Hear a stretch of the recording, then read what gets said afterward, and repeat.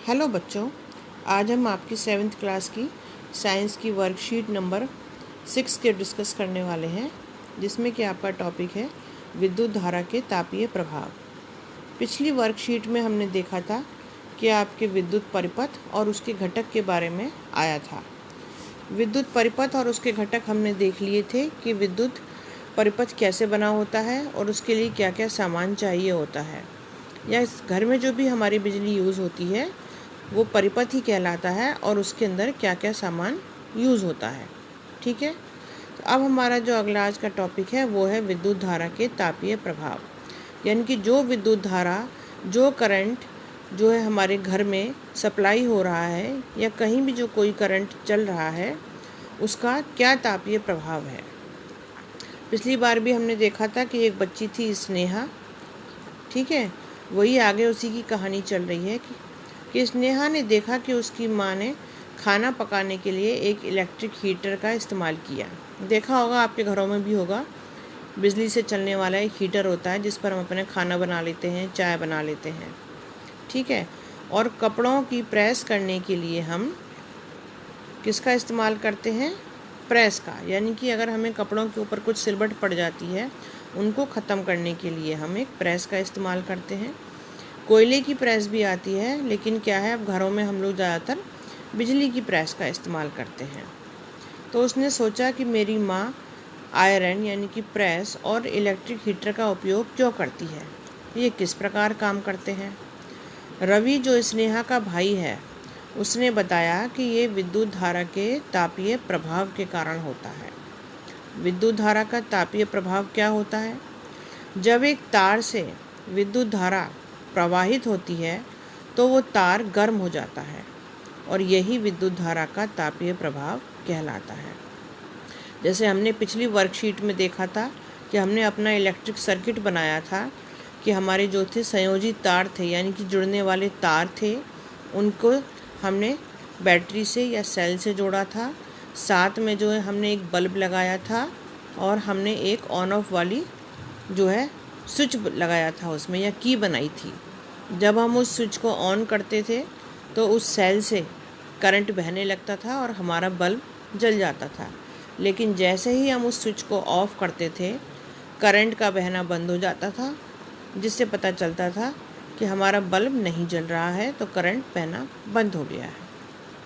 तो उसी को बता रहे हैं कि जब हम कोई तार ले रहे हैं या उसके अंदर हम बैटरी या सेल जोड़ रहे हैं या हम अपनी लाइन में घर में ऑन ऑफ कर रहे हैं, तो जैसे ही ऑन ऑफ करने पर उसके अंदर करंट शुरू हो जाता है उन तारों के अंदर, तो वो तार क्या होते हैं, आपके गर्म हो जाते हैं। और तार के इस गर्म होने को ही हम क्या कहते हैं? विद्युत धारा का तापीय प्रभाव। उदाहरण, जब हम गीज़र का स्विच ऑन करते हैं तो पानी गर्म हो जाता है। ठीक है, घरों में गीज़र होता है, स्विच ऑन किया, वो पानी उसके अंदर गर्म आने लगता है।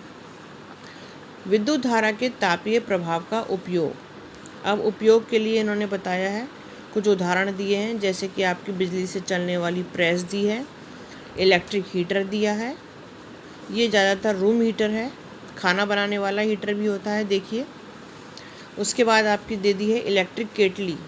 केतली भी आजकल जो है हमारी बिजली से चलने वाली आ गई हैं, जिनमें हम चाय बना लेते हैं।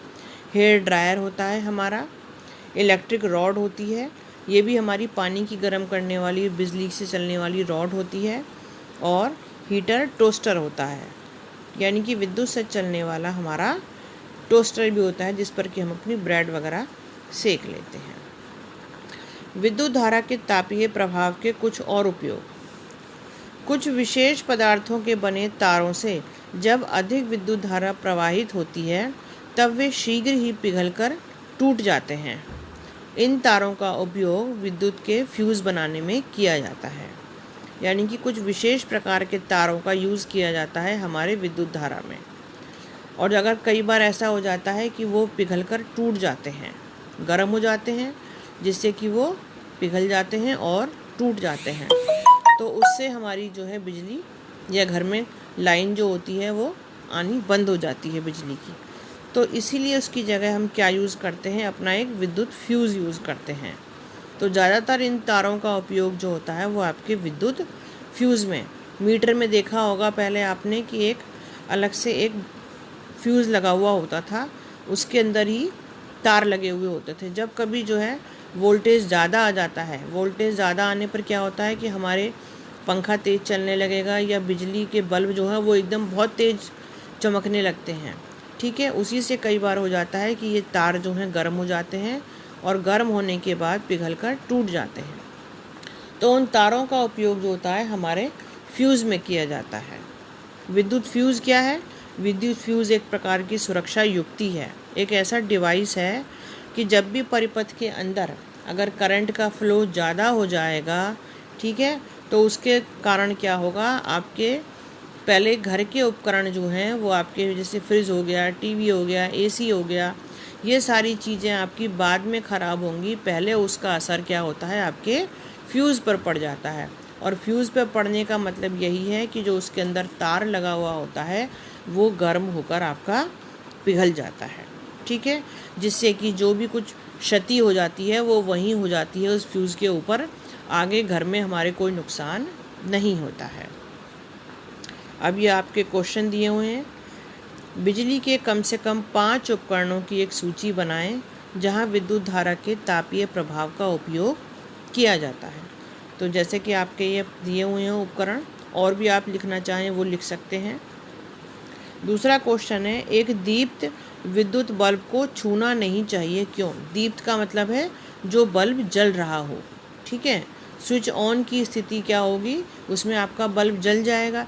तो कह रहे हैं उस बल्ब को छूना नहीं चाहिए, क्यों? क्योंकि वो बहुत अधिक क्या होगा, उसके अंदर ऊष्मा निकल रही होगी और वो बहुत तेज़ आपका गर्म हो जाता है। गर्म बल्ब को छूने पर हमारे हाथ को नुकसान पहुंच सकता है, जल सकते हैं हम। एक विद्युत फ्यूज़ से आप क्या समझते हैं?